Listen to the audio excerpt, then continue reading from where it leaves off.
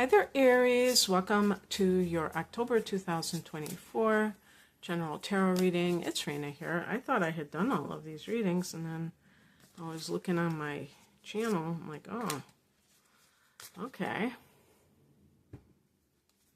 So I have an astrological reading already up for your sign. You can check it out. But one of the big highlights is there's a full moon in your sign on the 17th of October. So that could be a time of letting go, something that you have thought of as your identity, or that, maybe it's a habit that has run its course. And when you let it go, new things will flood into your life. Kind of interesting that we had in this eclipse cycle of Libra and Aries, that we've had no lunar eclipses in Aries, just in Libra. And by the way, the Libra eclipse, new moon eclipse or solar eclipse, is the second of the month, and that is going to be in your 7th house of committed partnership. And it's also forming a conjunction with the South Node, so that could be something with letting go too, a little bit earlier in the month. Kind of a karmic situation, if you will.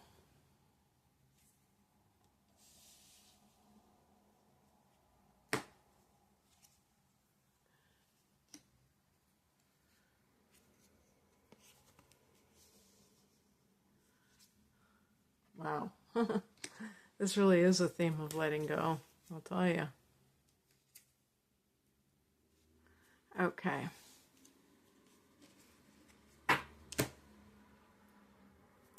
So the heart of the matter is the Three of Cups. This is a card of celebration. It could be an actual event that you are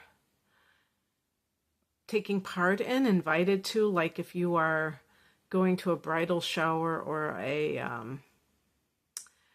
do they still have, well, I'm focusing on women, but this is just this particular deck, but I'm thinking, do they still have I was going to say stag parties. What are they called? Bachelor parties. Stag parties with stag films. But anyway, some kind of celebration obviously with other people involved. This can simply be a card of socializing, but sometimes it might be that you are tapping into your social network or support system for some reason. We look at the past position that could be influencing this. We have the Five of Cups, so this can be a card of mourning loss of something. So, of course, that can run the gamut, whether it's a relationship ending.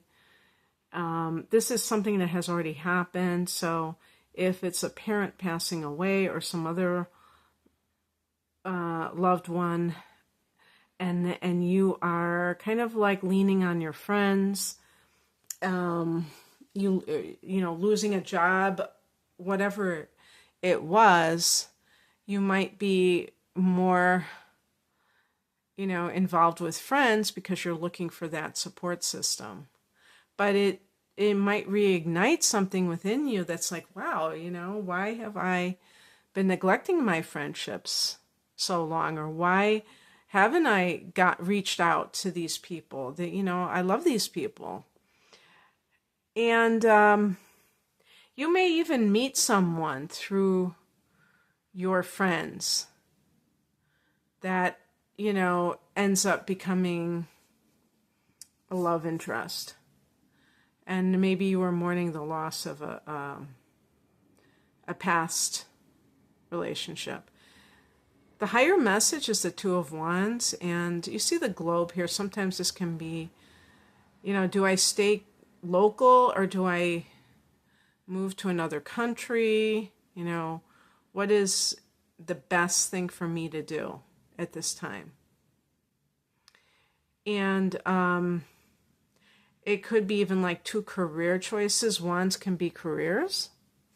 I also think that it might be choosing between a fire sign and a water sign. Well, a fire sign is going to tend to be more compatible with you as a fellow fire sign.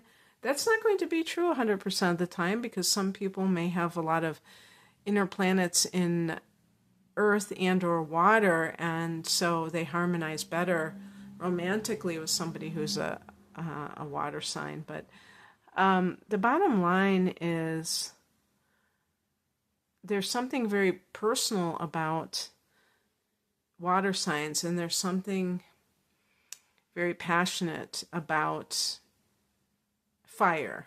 It's kind of like impersonal passion.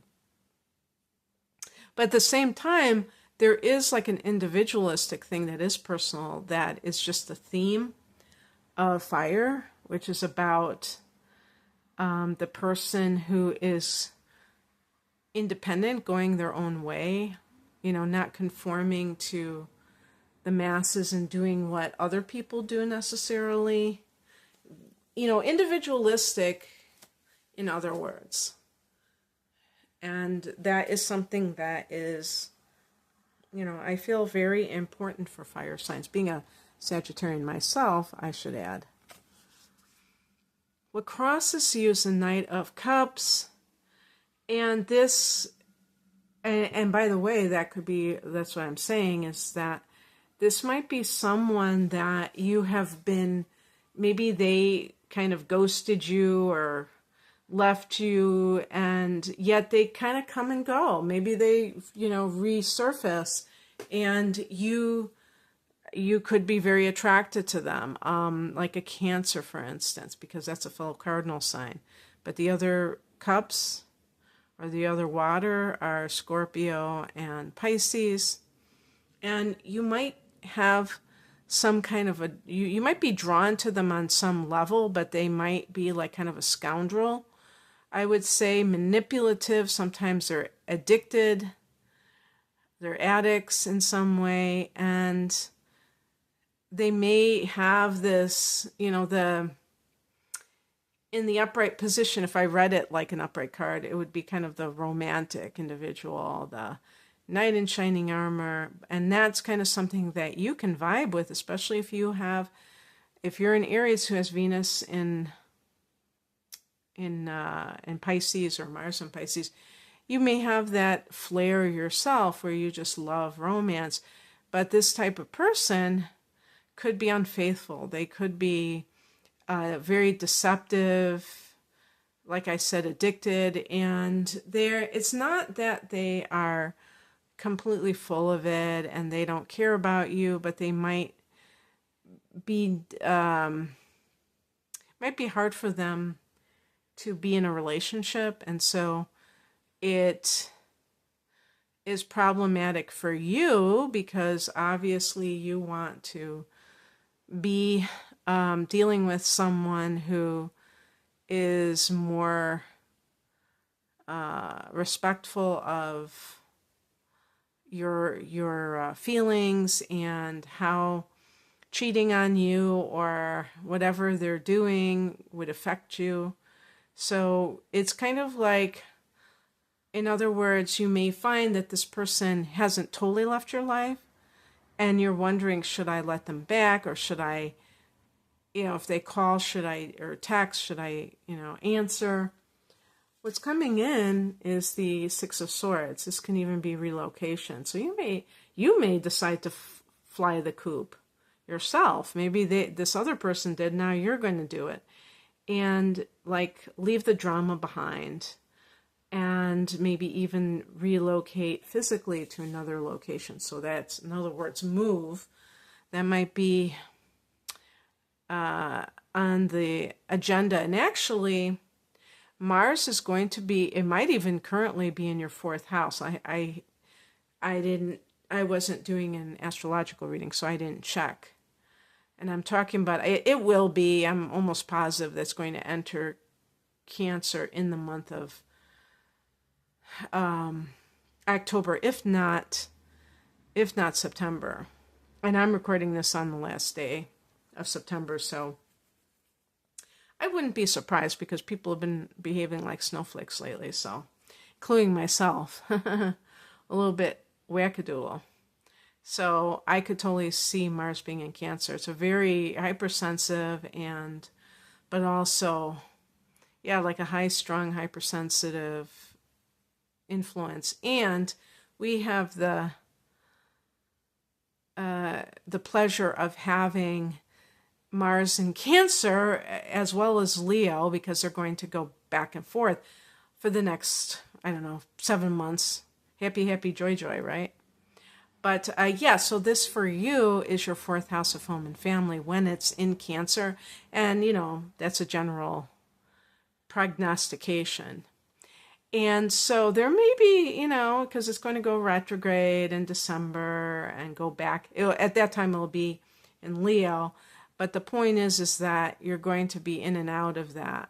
And by the way, Leo is the fifth house of romance, so it can veer back and forth and not be set until Mars goes direct on March 23rd, and I guess it's not going to come out of its shadow until April. I thought it was even later than that, so we'll see. But anyway, so there could be still some things that are up in the air about moving. And the outcome is the Page of Cups. This could be some kind of, you see the heart with the hands. This could be some kind of love interest. Maybe that, like I said, that you've met through, particularly if it's through friends or a friend of a friend.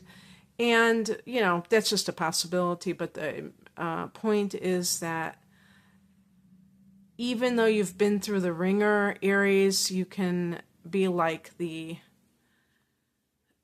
child, become like the child where your heart is wide open. And that's how Aries operates. It's like you don't, I wouldn't completely say you don't hold grudges, but I do believe that you are kind of like forward looking and forward feeling. So you tend not to get stuck in the past, which is a very good thing. Okay, that's what I have for you, Aries. I hope that this resonated. If you would like a private reading, I have astrology and tarot readings to choose from. You can find out more information at the link below. Thanks for watching. Bye.